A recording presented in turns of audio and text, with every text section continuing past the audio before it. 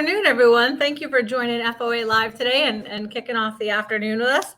I am excited. So Jennifer Katrulya, co-president of FOA, and of course joined by Rush Olney. And we are jumping in today with a very special guest, our chairman of Family Office Association, Mike Packman, who we'll welcome to the show in a moment. Mike is founder and CEO of Keystone National Properties, in addition to being chairman of FOA. Seasoned entrepreneur and investor in private equity and real estate. He's the 1031 exchange expert for the New York Real Estate Journal and has been for over 10 years, featured in The Real Deal. And what we'll be talking about a lot today are the various companies and entrepreneurial efforts Mike has been a part of, and then also his enormous commitment to philanthropy and all of the amazing things he is involved in and is pursuing. So with that, Rush, I stole your welcome. We, as you all know, kind of each week, we find some new way that I try to stump Rush or for whatever we talk about after this show and all the things that we didn't rehearse. And so today I obviously jumped right in with all of that, but I want to give a minute for Rush to say hello. And someday he'll actually get a first word in. I don't know when, but. I'm good playing second fiddle. So good morning, good afternoon, and good evening to all of our listeners. Thank you for taking the time to join us. As Jennifer said, Mike Packman is our guest today. He, if you've been to any of our events, is the person who gives us the ability to sign off to put on the events and to host the show. So we really appreciate that. Make sure if you don't follow him or haven't said hello, reach out to him. I'm sure he'd appreciate that. Jennifer, as she said, is going to cover other investments, private equity, VC, and entrepreneurial. I'll touch on Keystone and go through DSTs, 1031 exchanges, and solar projects or easements. Without further ado, unless we have other things that we want to cover on the website or events.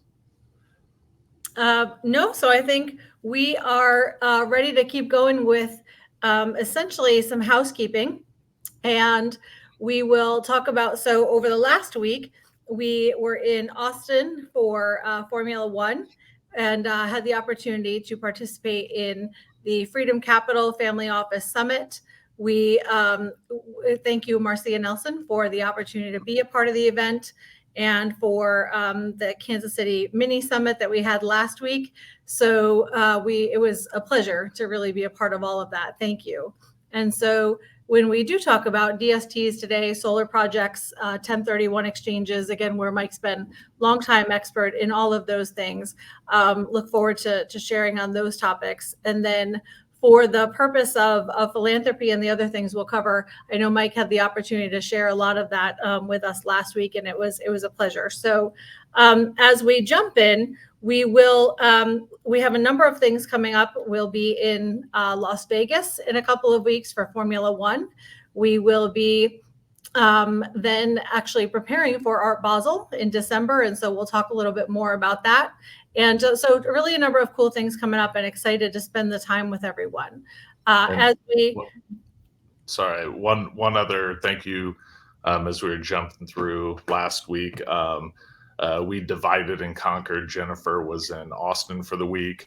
I jumped over to St. Pete's, just outside of Tampa, and attended a firefighters, first responders charity event with Gary Cardone, and I really appreciate the invitation. There were a handful of Kansas Cityites, if you will, that went and attended. It was a beautiful event. I didn't get a final number on what they'd raised for the charity, but really appreciate Gary's efforts both in that community and his friendship, partnership, and inviting us down there. We got to meet a lot of really good people, and then we again hopped over to Austin for F1. So thank you again. And what we want to do is, again, keep housekeeping to a minimum today. Enjoy the time we do have with Mike Packman on today. and excited to welcome him. So Mike Packman to the show. Mike, welcome, and thank you very much for spending some time with us today. I know we got to see you a little bit in Kansas City last week, and you've been hopping around all over the country. So would love to just have a chance to talk about you and your history. I know with the history with Family Office Association, you were a member for some time and part of the Resource Council before actually becoming chairman and owner of Family Office Association. And I see your note that you actually are having difficulty hearing. So I want to make sure your sound is okay. I know we did the test before you came on, but are you able to hear me now? No, I'm going to gather by the by the not responding. So what we can do is, Rush, if you don't mind talking a little bit about the experience that you have with the discussions with Gary and the upcoming longer form. I know we've had a number of people asking about that interview. Maybe you can talk about what we have coming on while Mike is working on his sound.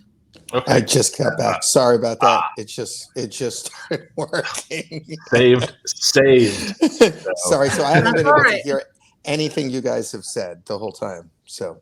Oh, okay. Well, so, it's interesting. Just so everybody knows, we do a test on this for like the 15 minutes before we air. And then we've had on a couple of occasions where the sound just doesn't come through quite well. So thank you, Mike, for being on today. Really, really glad to have you as the guest. And what we were sharing was really the range of, well, your biography, and we all just went through it to make sure that Rush and I had it right.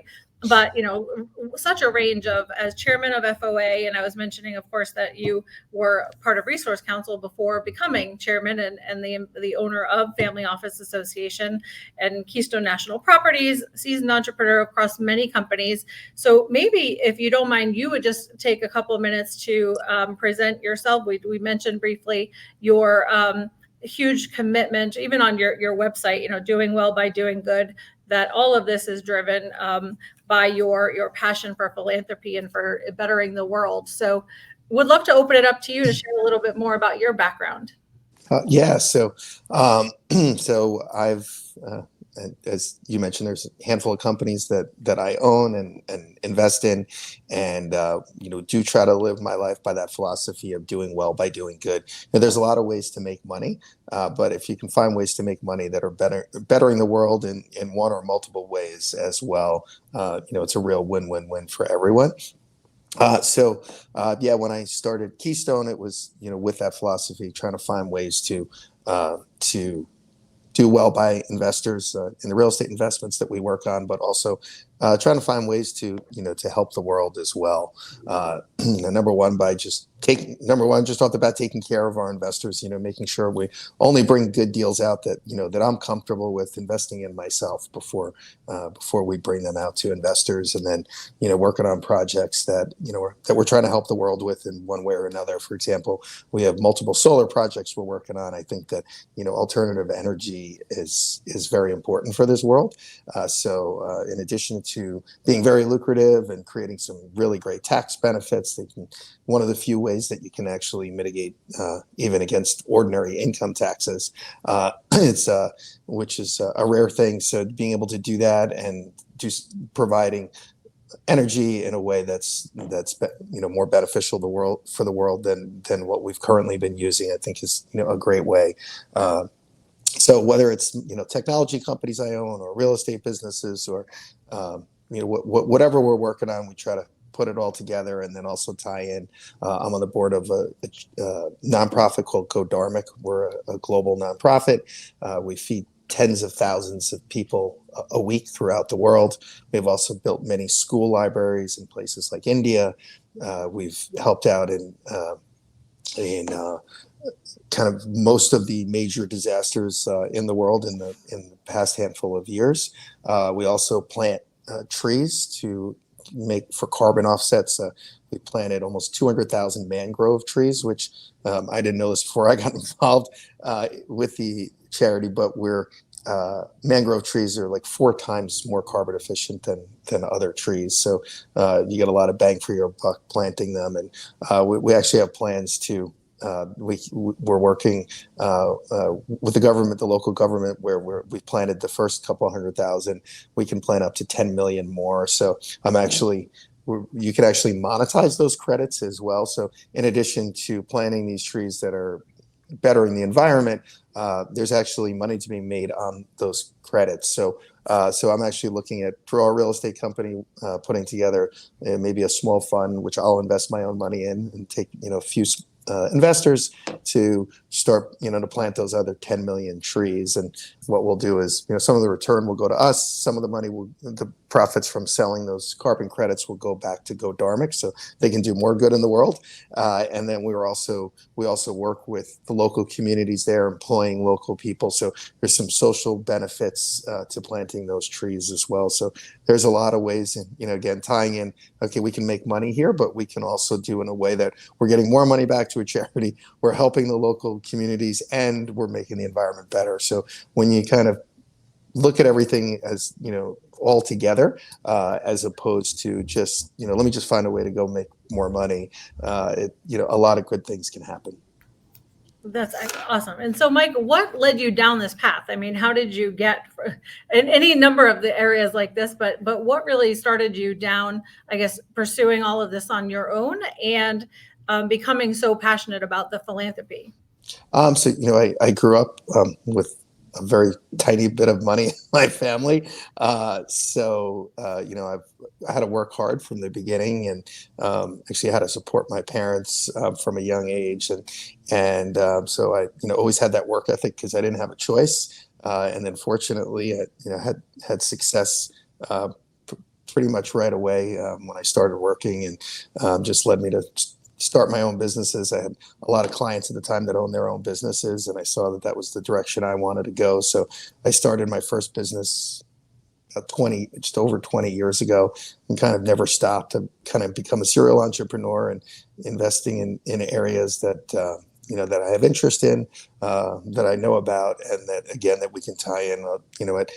I can see that kind of working together to a better world. Also, I've done a lot of stuff with Tony Robbins. Actually went to India with Tony back in 2012. And it was really life-changing for me, kind of really opened me up to that real holistic view of the world. And Tony always had a saying, the more people you serve, also the more money that you'll make. So what's interesting and what I've seen is, as that has shifted for me, and just kind of focusing on the world as a whole, not just what I can do for myself or my family, but the more people you can serve by what you do, or not just people, but the planet as a whole. And so the more you can take that view, also the more success that you seem to have as well. So it really ties in well together. And there's no better feeling than just doing things for other people, even if it doesn't do anything for you. So just, when you purely, there's a saying in India called selfless service, and just the more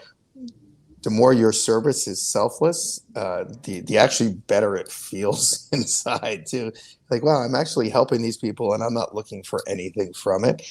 So if the things you are doing out there to make money also help people, and then it allows you to do other things, and the more money you make, to also be able to give money away and be able to help people, and not just money, but also time, and opening up more people to this. One of the projects I'm working on with Go Dharmic is we're building an ashram in the Himalayas in India, that we're going to take more people that are, kind of successful business leaders and influential, whether they're celebrities or just, billionaire business leaders, people that have a lot of influence on the world, and can make real change, and kind of hope that more and more people can have that same experience that I did, which started my first trip to India with Tony. And hopefully that can, set more things in motion. That, the world, you can look at the world today and see all the bad things that happen, but then there's also a lot of good happening as well. And if we can get more people involved on that selfless service, and, thinking more about other people than just themselves, it can really make a difference in the world. To me, I think that's the most important thing we can do to help everybody. And how you find the time, I don't know, because I have spent time with you, and I know it's nonstop. Trying to coordinate your calendar is a life challenge. So, but I know you and Rush have actually had the chance to have some pretty involved conversations, especially as you pursue some new paths with solar and things like that. So, Rush, I'll turn it over to you. I wanted to touch on the 1031 exchange, but more specifically, I think that's most people know about that. You can kind of touch the surface on that. But the DST, the Delaware Statutory Trust, sort of how those work, because those were new or less known, and then we can wrap it up with the solar projects and what those look like, and maybe we can riff a little bit on some of the things we've discussed, or where those may fit in with other businesses and communities, and it's a really exciting space, and again can do a lot of good, and also be profitable. So we can kind of start with the 1031 breeze and DSTs. Sure. Yeah. So 1031 exchanges, if anyone doesn't know, it's a part of the tax code that in one shape or form or another has been around for about 100 years or more. And if you sell a piece of property and buy another piece of property within a certain time frame and jump through a whole bunch of hoops for the IRS, you can potentially defer all of your capital gains. And you can continue to do this. So, you could start with $1 million property and then over your lifetime keep exchanging again and again and again, and eventually get to the point when you pass on, your heirs get a stepped up cost basis. So you could actually end up never paying taxes on those capital gains as you've kind of traded up throughout the years. And then, as many people know, real estate is also very tax advantageous on the income. So a lot of that income can get sheltered by things like depreciation and loan costs. And so if you really do it right, you can have a lot of income that you haven't paid a lot of money on over time and keep exchanging up and deferring those capital gains and deferring those capital gains. And then, leaving a good amount of money for your heirs when you do pass on.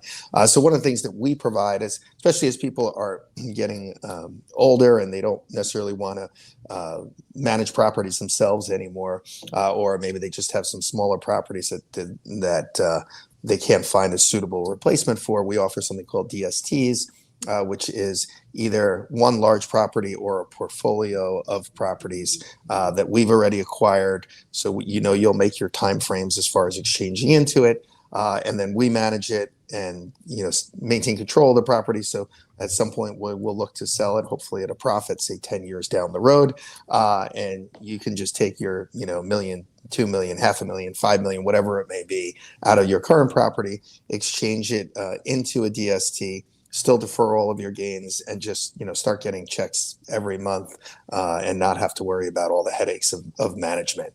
So what we've gone after historically and we built a portfolio of net lease credit tenant properties throughout the country. Currently, we have a FedEx and a FedEx in Lansing, Michigan, a Walgreens Pharmacy Support Center in Orlando, which is, we like to find not only good tenants like a FedEx or a Walgreens, but also that there's, you're getting it in a great area. There's a reason for, Lansing, Michigan is like one of the most important spots to come in from Canada. So there's so much traffic that comes through there. Right in the area we're in, Amazon has, I think, 3 different facilities, maybe more. There's just, a lot of build out around there. FedEx has been there a long time. They signed a new 10-year lease with us in Orlando. FedEx has been there for many years. We actually did a sale leaseback with them. So we bought the property from them and leased it back to them. And they're actually paying like 50% under market rent. So when we like to have factors like this, like, okay, how can we set ourselves up for success on these properties? So we do a lot of due diligence. Most of the properties we look at, we don't buy.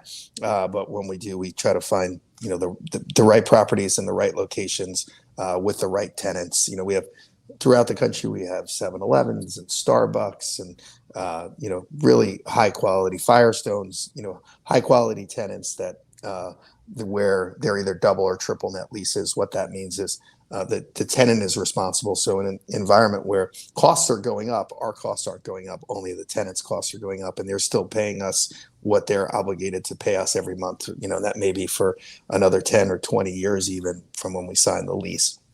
So regardless of what expenses go up to, we're not affected by them, which is a nice thing to have in this environment where we've seen costs continue to go up year over year in a lot of areas. So again, we want to put, these aren't properties where you're going to make huge returns on. It's something kind of, hey, you defer your taxes and you get, kind of coupon cutting, cash flow every month, and you hope that your principal is, as secure as it can be. Obviously it's a real estate investment. There's no guarantees on anything, but we try to take as much of the risk out as we possibly can.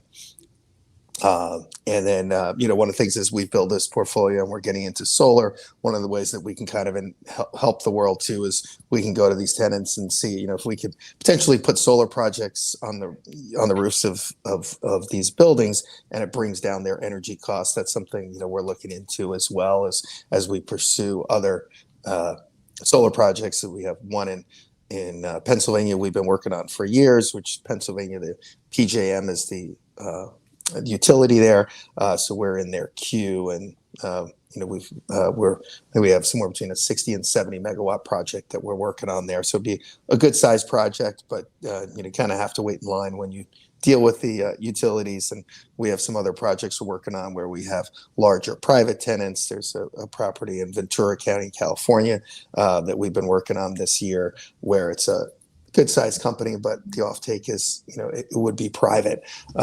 So there's no queue. It's kind of, they're ready to go. They're ready to buy power. So there's many ways to do solar. Again, we like to focus also on trying to find tax benefits to what we're doing. So with the solar, where, if you have a large income, or, even if you have a big liquidity event, but the interesting thing is if you have just a large ordinary income, you can actually use solar tax credits and depreciation to offset, a large portion of your even, ordinary income. And obviously the 1031s, you can defer capital gains, but it has to be on a piece of real estate. So there's some, great tax benefits. Again, trying to help the world do well by our investors, and hopefully save some taxes as well. Yeah, I thought the solar projects, or the what that looks like, being something that can either go to the grid or have a microgrid application for an individual user, and then to implement that and build it with you guys and receive those benefits. What's that process like? I know it seems like for government approval for that, there needs to be a PPA in place, and what other steps? So we put the whole project together. So getting the PPA in place, getting you need obviously you're gonna have a real estate appraiser that appraise it, but it's actually the CPA that signs off on on certain donations. The real estate appraiser will sign off, but in the case of solar, it's actually a CPA that signs off on that amount for that tax credit. So we'll use a firm like Novogradac, is one of the largest firms in the country, and they'll provide that appraisal based on the project, and that would be the value that you get to use on your tax return. And so, Mike, in terms of just due diligence, solar comes in so many different project types, and you hear so many different ways for people to get involved. How do you walk through the process before you decide to take on a specific investment or project? Yeah, I mean, we look at it just like any other real estate investment. We have a whole in-house team of, our employees that underwrite every single real estate project that we work on.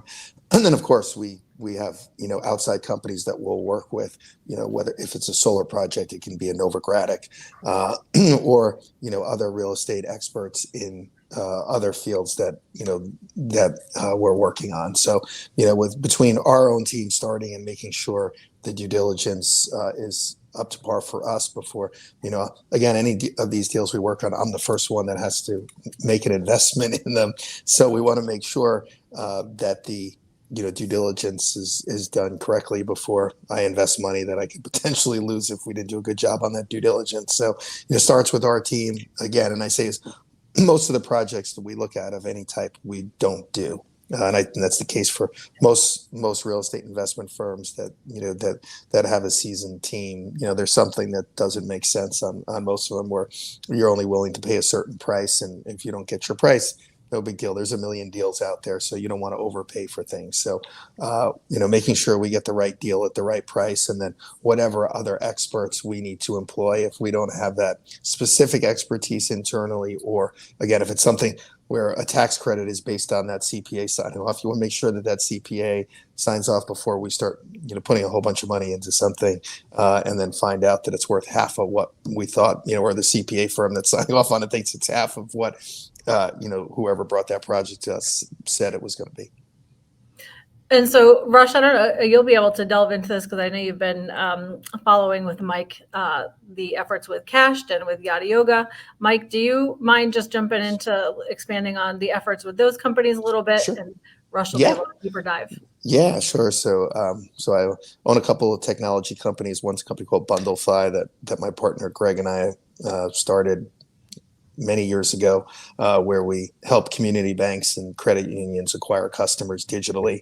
So for especially lower income people, the smaller banks and credit unions are a better fit for them.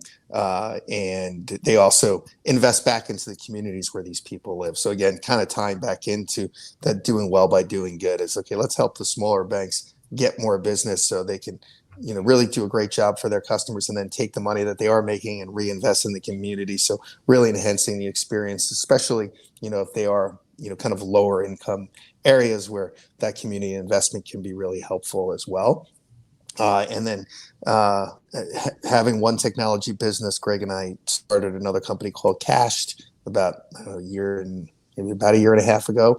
We just launched the app. And what it does is allow you to monetize your own data. So you sign up, you download the app, you give us information, and then we're going to come to you with opportunities where you can make money. We'll come to you and say, hey, this company wants your data. They're willing to pay you. Maybe it's 50 cents, maybe it's $50. But we're going to continue to bring those opportunities to you, and you get to decide. So instead of just getting flooded with ads, we're giving you the opportunity. Do you want this? And you're going to make some amount of money if you agree to accept a solicitation from that company. So again, it's putting the power back in the hands of the consumer. We've all had our data just pretty much taken away from us. Just kind of, you go on a website, next thing you know, you got pop-up ads everywhere. So it's nice to actually, take consumers, give them some power back, and again on when you have the ability to make extra money, we can reach those communities that, where people may be struggling a little bit more, that we can help provide additional sources of income for them and, make a difference in their lives as well. And then Yada Yoga is a wellness business. As I mentioned, I went to India with Tony years ago and kind of saw the benefits of, I started meditating, and it's become a big part of my life. I meditate, probably average about an hour a day, and it's made a very, very large difference in my life. So a couple of years ago, I bought a company called Yada Yoga, which we've been around for many years, and we do private massage, private meditation, private yoga, private chefs for celebrities and athletes and ultra high net worth families. We actually work with some of the movie studios. We partner with some high end hotels to provide our services there. So things like yoga and meditation, or providing a healthy chef, again, helping people's lives as well. I mean, the great thing about doing something like meditation is, hopefully it helps you make better decisions. You're calmer, you're not, not just apt to just make that quick decision. And, whether it's yelling at somebody or just, reacting to something that hopefully you gave yourself, a few minutes to evaluate. And again, causing less conflict in the world is a good thing. So hopefully, we can promote that through what we're doing with Yada Yoga. Well, and I know, Mike, having been at several of the recent events with you, it's interesting over the course of the lunch conversation to hear how many people respond to what you're sharing and actually practice regularly and are excited by being involved in this going forward through FOA and through the other things you're doing. So thank you, because it's been interesting learning for me as well. I think Rush is more familiar. And Rush has actually, just so you know, for our Basel, agreed to lead the morning beach yoga. So Oh, cool. that was on yes. Yeah, I think we're doing some stuff at Art Basel with Yada Yoga. We're going to have some wellness component to some of the events. We have multiple events we're working on there. So I know we're going to provide some interesting wellness. Hopefully that Art Basel can be a big party. So doing some healthy things for yourself as well down there can definitely be helpful. If possible, I think we should set up the cold plunges on the beach for right after yoga. So, yeah, that would be great. Ready to go. Oh, yeah. Give an inch here. It'll be a different party, a health and wellness party. So we do have the placeholder on the FOA website now, actually, for that Friday, the 8th of December at Art Basel. So we'll provide more information. And the half hour goes by very, very quickly. So we're actually at time. But Mike, want to say thank you very, very much for being the guest today. And of course, Rush, always a pleasure to get to co-host with you. Thank you. And we'll have this posted out soon for anyone with comments, questions. I know a few have come into my mailbox, and Mike, with your okay, we'll follow up and respond to everybody. Yeah, absolutely. That'd be great. All right. Thank you very much. Thank you, everyone. Thanks, Mike. I'll work on my sun salves for Miami. All right. Awesome. Thanks. Take care, everyone. Bye-bye. All right. Take care. Have a good day, everybody, and a good week.